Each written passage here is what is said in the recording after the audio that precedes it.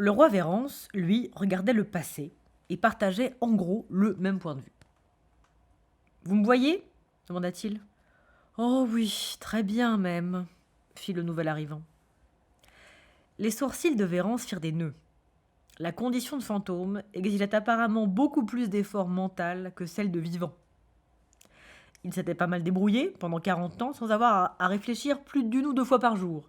Et maintenant, il fallait tout le temps s'y coller. Ah fit-il. Vous êtes un fantôme, vous aussi.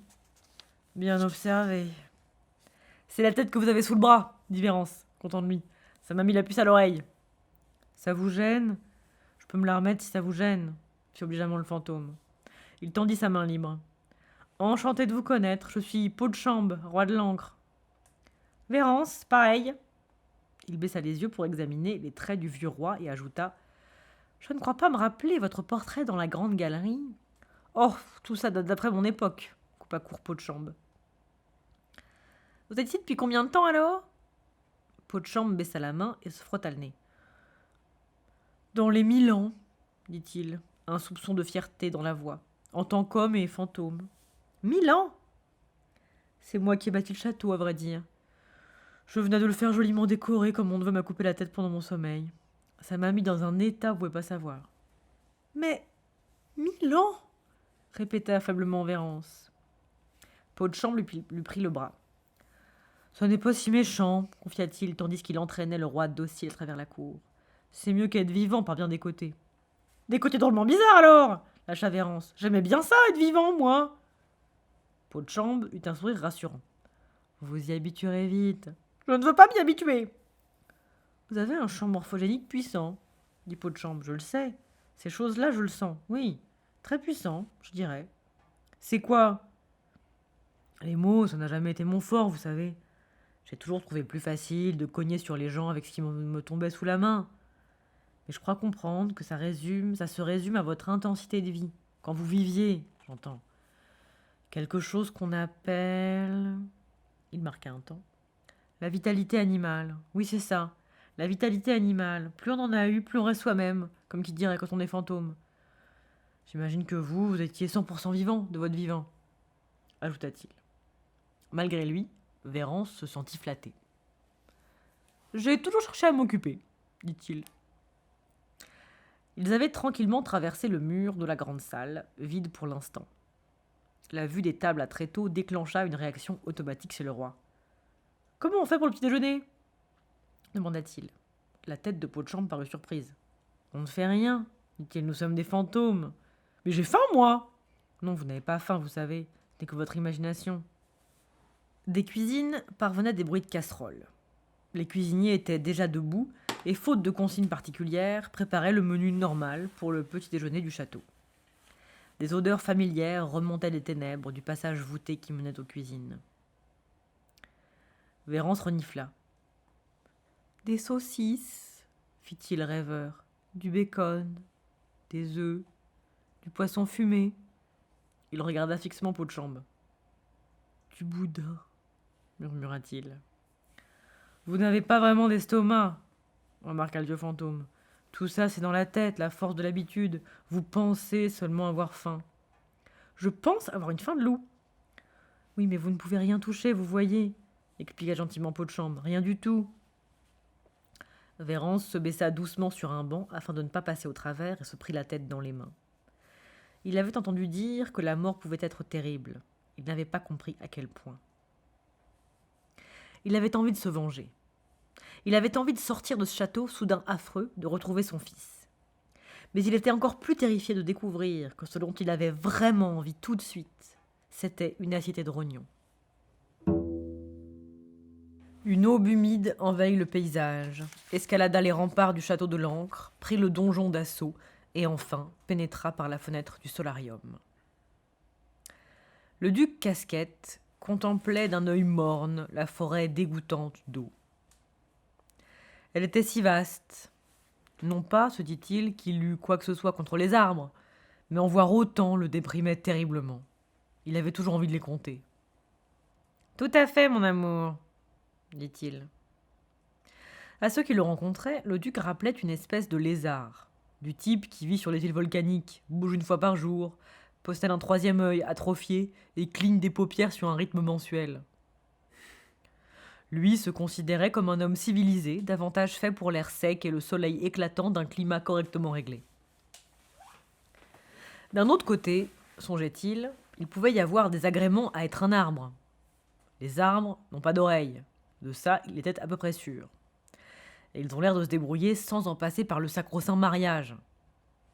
Un chêne mâle, faudrait qu'il vérifie, un chêne mâle jette son pollen au vent, et toutes ces histoires de glands, à moins que ce ne soit des pommes de chêne, non des glands, il en était à peu près sûr. Bref, toutes ces histoires-là se passaient ailleurs.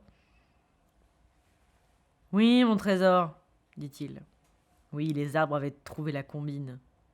Le duc Casquette lança un regard noir au toit de la forêt. Salaud d'égoïste.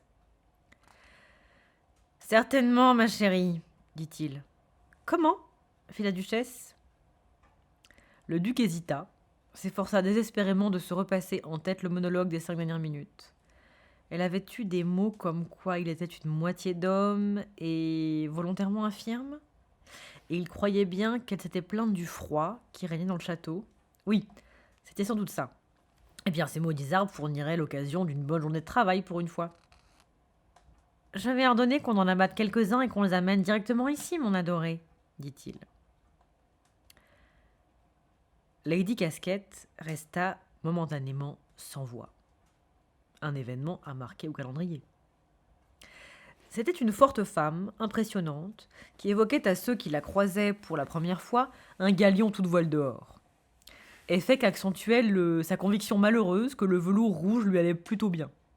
Pourtant, il ne lui rehaussait pas le teint. Les deux s'assortissaient.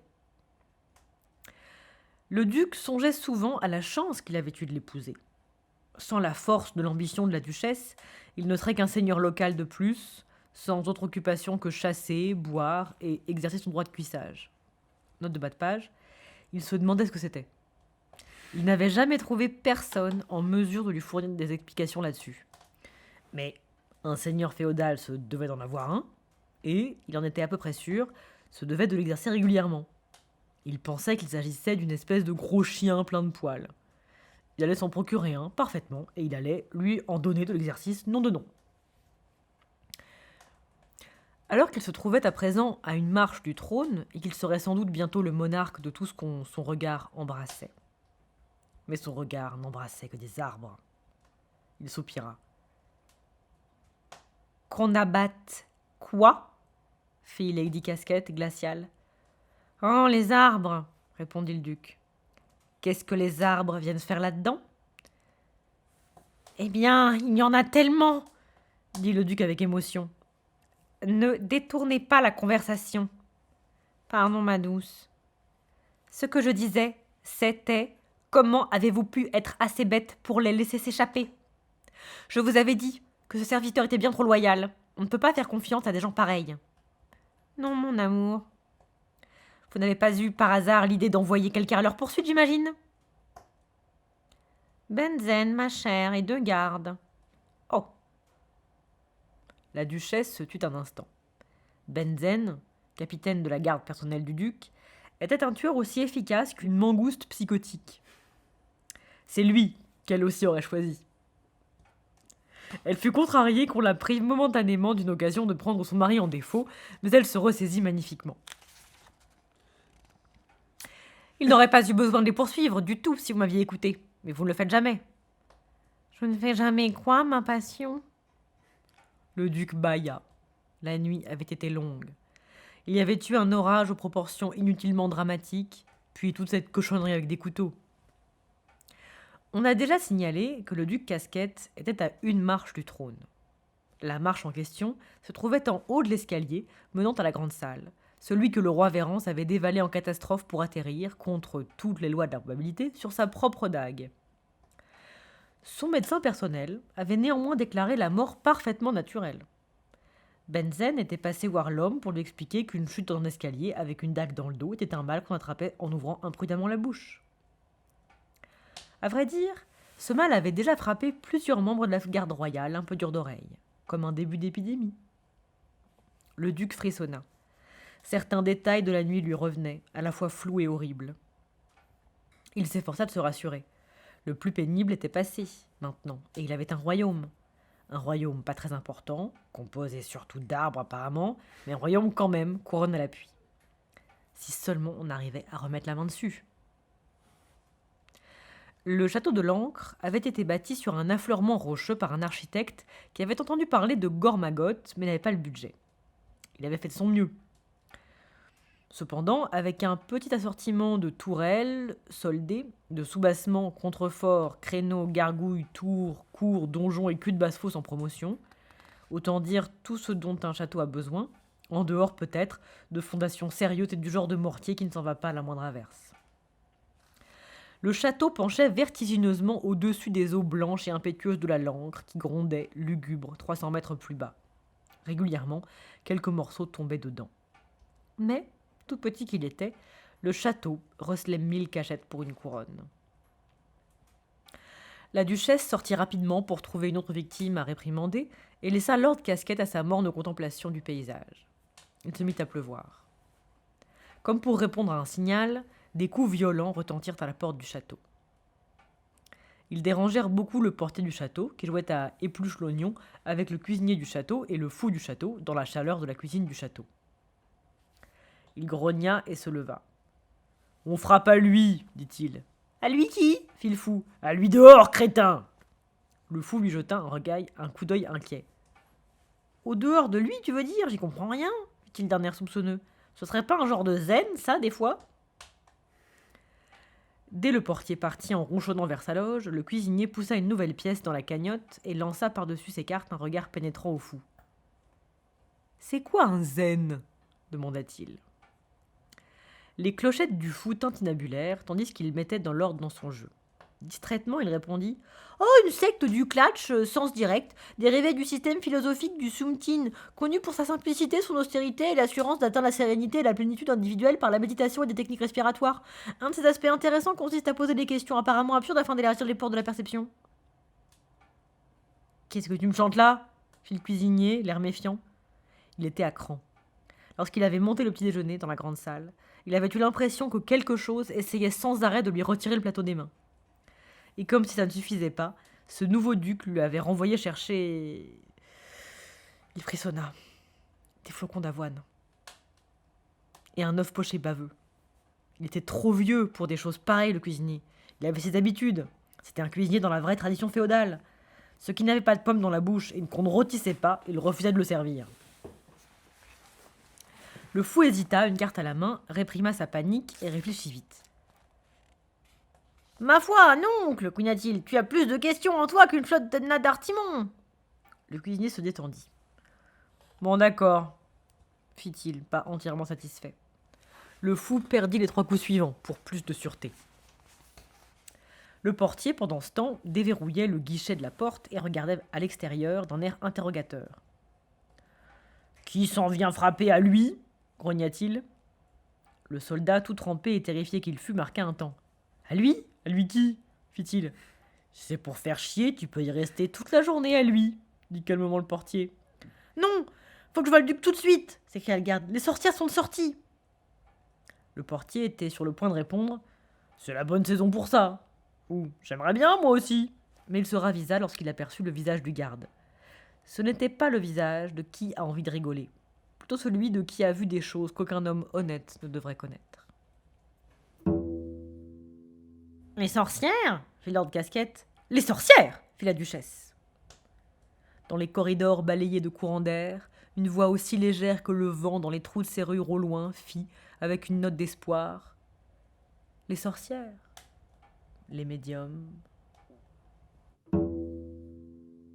On se mêle de ce qui nous regarde pas, voilà, le messire du temps, et il ne sortira rien de bon. C'est très romanesque, fit Magra dans un souffle, et elle lâcha un gros soupir. Sentimentalisme à l'eau de rose, dit Nounouog. Enfin, fit Magra, vous avez tué cet affreux bonhomme. Moi, jamais, j'ai juste poussé.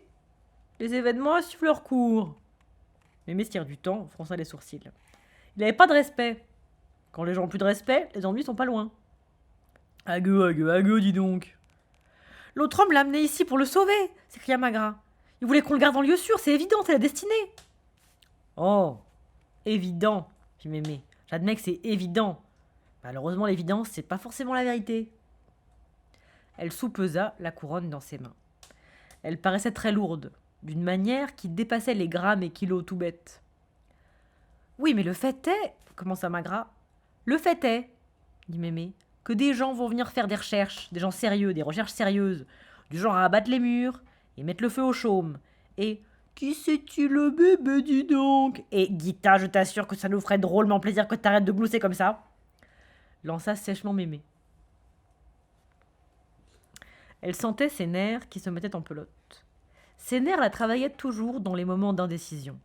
En outre, elle s'était repliée dans la chaumière de Magra, et le décor l'horripilait, parce que Magra croyait dans la sagesse de Dame Nature, dans les elfes, dans le pouvoir guérisseur des couleurs, dans le cycle des saisons, et dans des tas d'autres choses auxquelles Mémé Sire du Temps refusait d'avoir affaire. « Tu comptes tout de même pas m'apprendre comment m'occuper d'un enfant ?» répliqua Nounouog avec douceur, « à moins qu'on ait eu 15 ?» Je dis seulement qu'on devrait réfléchir. Les deux autres l'observèrent un moment. Alors, fit Magra. Les doigts de Mémé battaient la charge sur le bord de la couronne. Son front se plissa. D'abord, faut le faire partir d'ici, dit-elle. Elle leva la main. Non, Guita, je suis sûre que chez toi c'est l'idéal et tout, mais il y a des risques. Faut qu'il s'en aille loin, d'ici, très loin, là où personne ne le connaît. Et puis il y a ça. Elle se lançait la couronne d'une main à l'autre. Oh, ça c'est facile, fit Magra.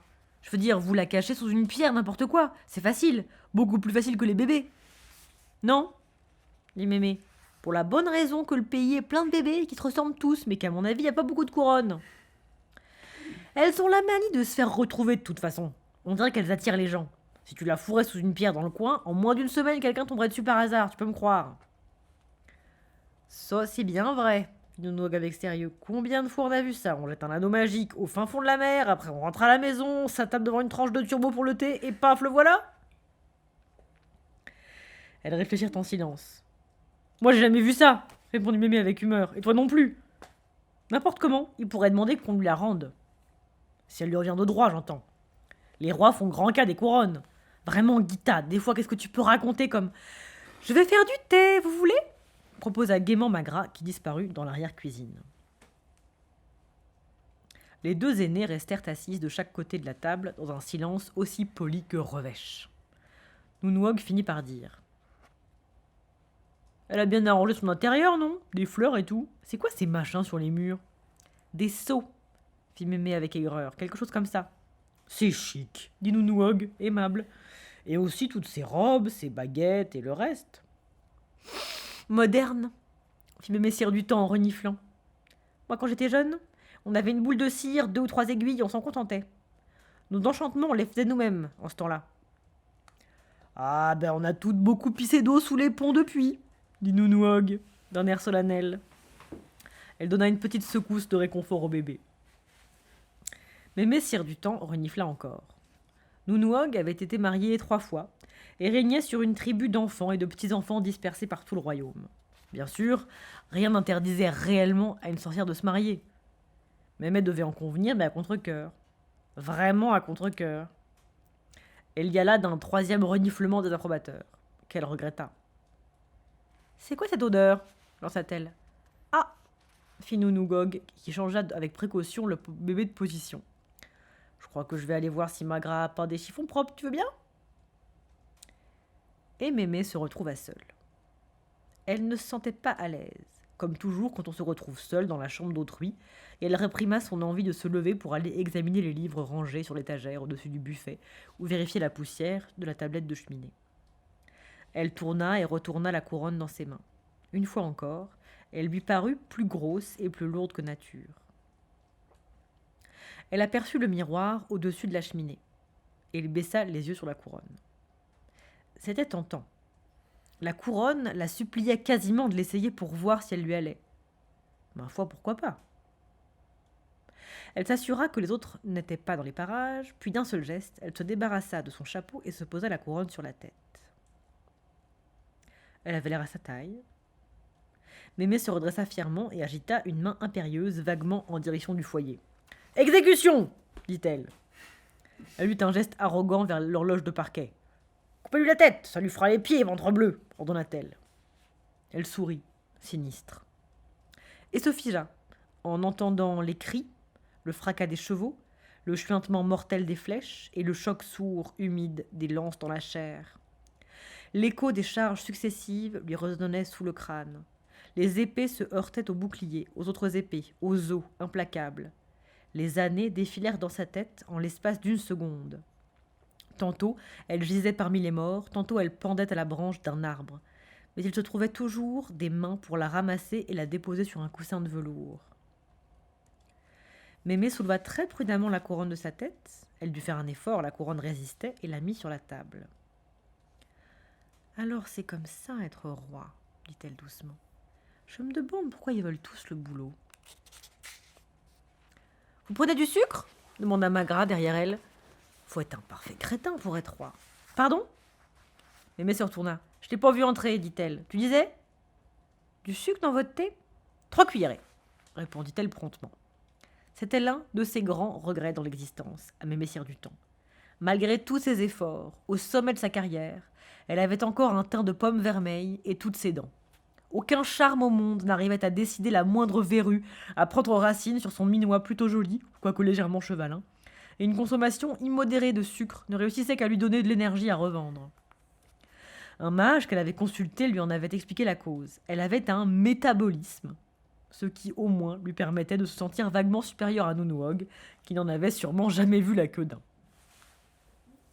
Magra servit consciencieusement 3 bonnes cuillerées. Ce serait agréable, songea-t-elle avec mélancolie, qu'on lui dise merci de temps en temps. Elle eut conscience que la couronne la regardait. « Tu la sens, hein ?» fit Mémé. « Je te l'ai dit, non ? Les couronnes attirent. »« C'est horrible. »« Non, c'est comme ça, voilà, c'est plus fort qu'elle. »« Mais c'est de la magie. »« C'est comme ça, voilà, » répéta Mémé. « Elle me pousse à l'essayer, » dit Magra, la main au-dessus de la couronne. « C'est ça, oui. Mais je serai forte. »« C'est ce que je pense, » dit Mémé, la figure soudain curieusement sans expression. « Qu'est-ce qu'elle fait, Guita ?»« Elle donne un bain au bébé dans l'évier, » répondit distraitement Magra. « Comment on pourrait cacher une chose pareille ? Il se passerait quoi si on l'enterrait quelque part bien profond ? » « Un blaireau la déterrerait, » dit Mémé d'une voix lasse. « Ou un prospecteur s'en viendrait chercher de l'or ou autre chose. Ou un arbre s'en mêlerait les racines autour, une tempête l'arracherait, puis quelqu'un la ramasserait et se la mettrait sur la tête. »« Sauf si c'est quelqu'un d'aussi fort que vous, » remarqua Magra. « Sauf ça, évidemment, » dit Mémé qui s'essuya les ongles. « Mais avec les couronnes, c'est pas de les mettre qui pose un problème, c'est de les enlever. » Magra prit l'objet et le retourna dans ses mains. « Elle ressemble pourtant pas trop à une couronne, » dit-elle. « T'en as déjà vu des tas, j'imagine, » fit Mémé. « T'es experte en couronne, dame. »« J'en ai vu quelques-unes. Elles ont beaucoup plus de pierres précieuses et des bouts de tissu au milieu, » dit Magra d'un air de défi. « Ça, c'est un truc de rien. Magra gousse d'ail !» C'est vrai, quand je faisais mon apprentissage avec Bobonne Pleurniche, qu'elle repose en paix, elle m'emmenait à dos d'âne ou à l'encre chaque fois que les baladins venaient jouer. C'était une passionnée de théâtre. Ils ont plus de couronnes qu'on a dedans. Remarquez, elle marqua un temps, Bobonne disait qu'elles étaient de fer blanc, en papier et tout, avec des bouts de verre pour les pierres précieuses.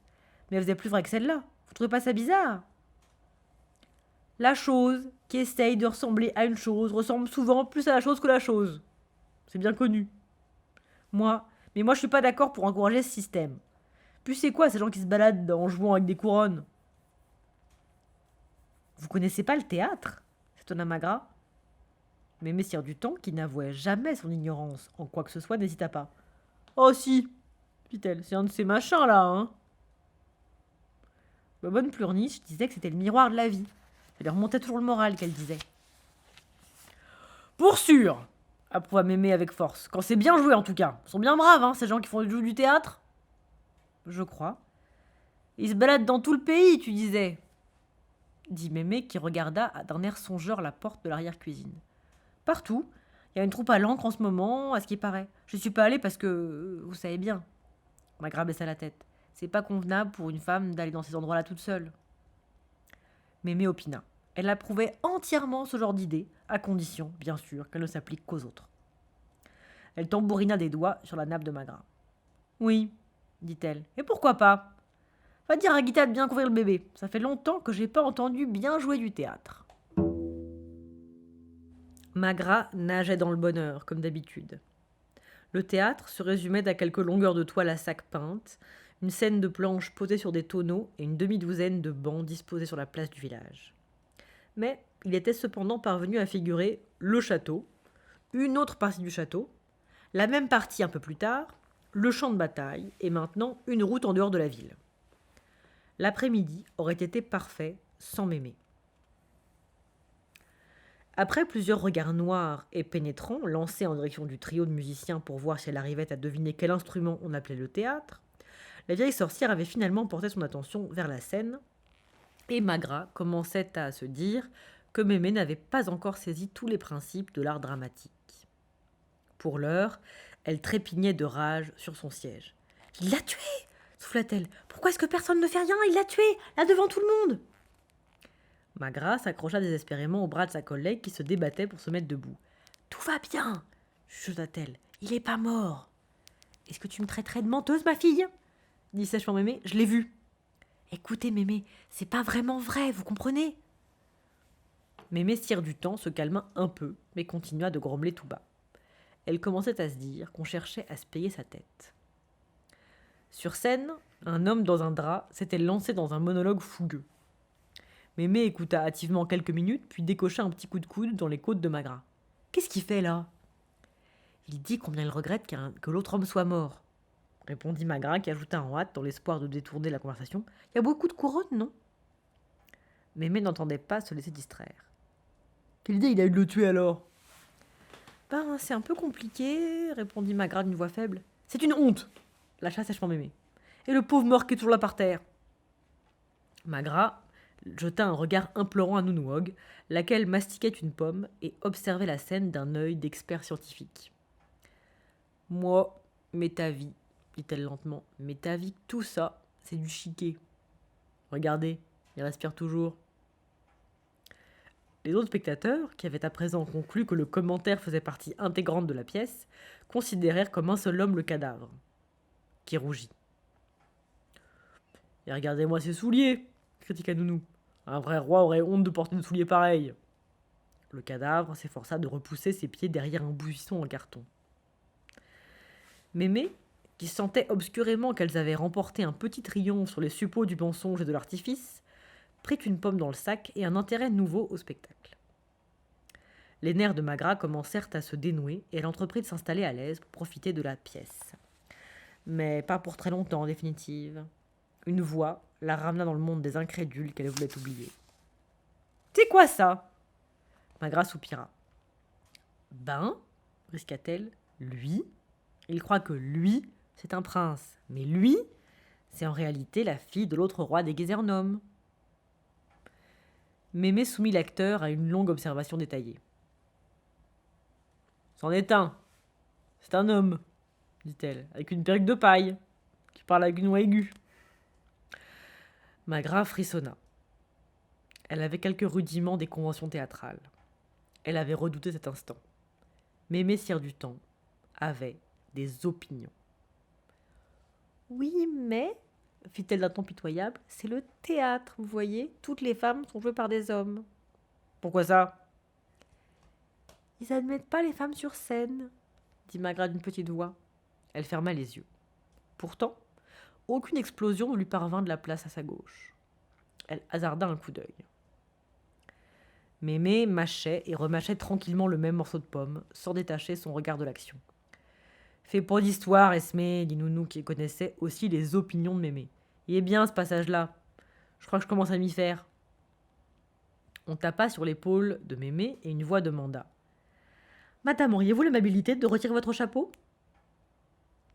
Mémé se retourna lentement sur son siège, comme mue par des moteurs invisibles, pour infliger à l'interrupteur un regard bleu diamant de 100 kilowatts.